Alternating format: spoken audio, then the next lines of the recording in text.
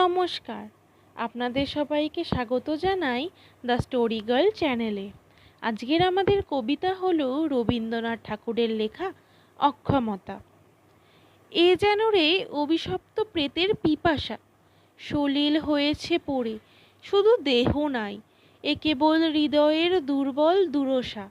সাধের বস্তুর মাঝে করে চাই চাই, দুটি চরণেতে বেঁধে ফুলের শৃঙ্খল, কেবল পথের পানে চেয়ে বসে থাকা। মানব জীবন যেন সকলই নিষ্ফল, বিশ্ব যেন চিত্রপট, আমি যেন আঁকা, চিরদিন বুভুক্ষিত প্রাণ হুতাশন। আমারে করিছে ছাই প্রতি পলে পলে, মহত্বের আশা শুধু ভারের মতন, আমারে ডুবাইয়ে দেয় যত্রত্বের তলে। কোথা সংসারে কাজে হয় জাগ্রত হৃদয়, কোথা রে সাহস মোর অস্থিমজ্জাময়।